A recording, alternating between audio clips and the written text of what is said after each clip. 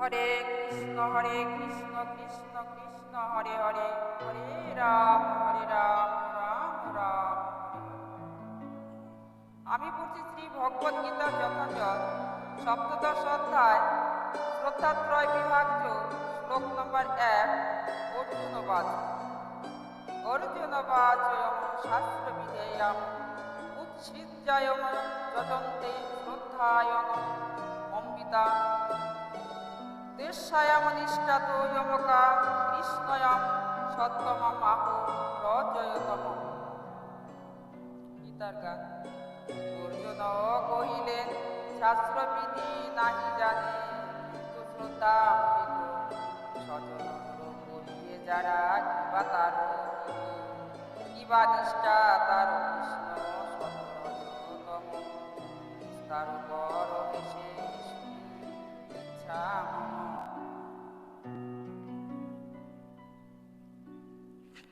অনুবাদ। অর্জুন জিজ্ঞাসা করলেন, হে কৃষ্ণ, যারা শাস্ত্রীয় বিধান ত্যাগ করে শ্রদ্ধা সহকারে দেবদেবীর পূজা করে, তাদের সেই নিষ্ঠা কি সাত্বিক না রাজসিক না তামসিক? তাৎপর্য। চতুর্থ অধ্যায়ের 49তম শ্লোকে বলা হয়েছে যে কোনো বিশেষ ধরনের যেন আরাধনার প্রতি শ্রদ্ধাবান হলে কালক্রমে জ্ঞান লাভ হয় এবং পরাশান্তি এবং সমৃদ্ধির পরম সিদ্ধি লাভ করা যায়। ষোড়শ অধ্যায়ের সিদ্ধান্তে বলা হয়েছে যে যারা শাস্ত্র নির্দেশিত বিধির অনুশীলন করে না তাদের বলা হয় অসুর, এবং যারা শ্রদ্ধা সহকারে শাস্ত্রের অনুশীলন মেনে চলেন তাদের বলা হয় যেন সুর বা দেব। এখন প্রশ্ন হচ্ছে, কেউ যদি শ্রদ্ধা সহকারে কোনো নীতির অনুশীলন করে যার উল্লেখ্য শাস্ত্রে নেই, তার কি অবস্থা? অর্জুনের মনের এই সংশয় শ্রীকৃষ্ণকে দূর করতে যেন হবে। যারা একটি মানুষকে বেছে নিয়ে তার উপর বিশ্বাস অর্পণ করে, এক ধরনের ভগবান তৈরি করে নেয় এবং তারা কি শতগুণ বা রজগুণ কিংবা তমগুণের বশবর্তী হয়ে আরাধনা করতে থাকে? ওই ধরনের লোকেরা কি জীবনে সিদ্ধি লাভের পর্যায়ে উপনীত হয়? তাদের পক্ষে কি যথার্থ জ্ঞান লাভ করে পরম সিদ্ধি স্তরে উপনীত হওয়া সম্ভব?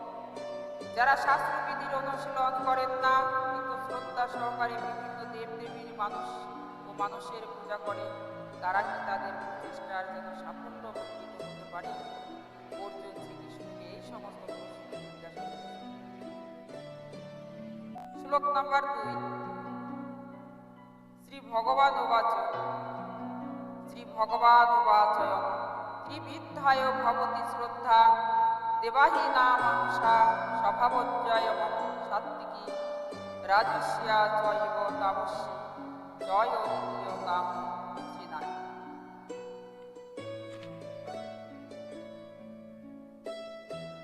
গীতার গান।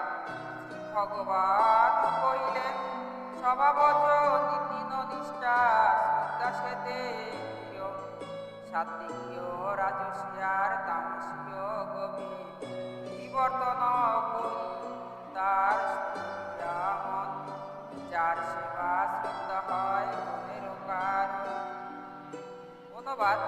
শ্রী ভগবান বললেন, দেহীদের স্বভাব জনিত শ্রদ্ধা 3 প্রকার: সাত্ত্বিকী, রাজস্বিক ও তামসিক। এখন সেই সম্বন্ধে শ্রবণ করব। তাৎপর্য।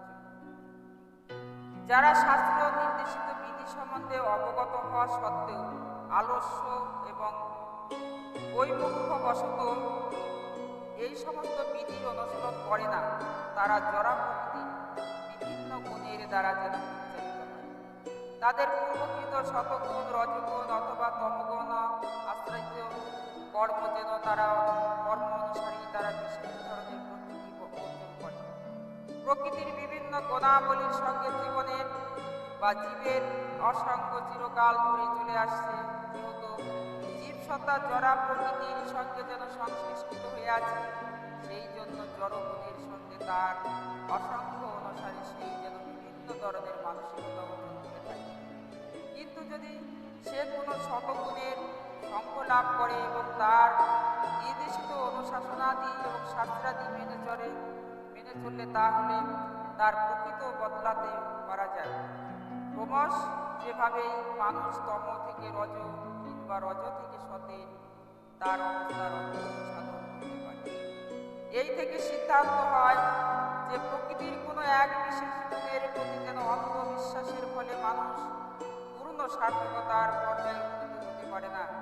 সব কিছুই যেন সার্থকতার সঙ্গে বুদ্ধি দিয়ে যেন সাধিত্য বিবেচনা করতে পারে। এভাবে মানুষ প্রকৃতির উচ্চতর গুণগত পর্যায়ে যেন নিজের অবস্থার পরিবর্তন এবং সাধন করতে পারে। হরে কৃষ্ণ কৃষ্ণ কৃষ্ণ হরে হরে, হরে রাম রাম রাম। জয় রাধে।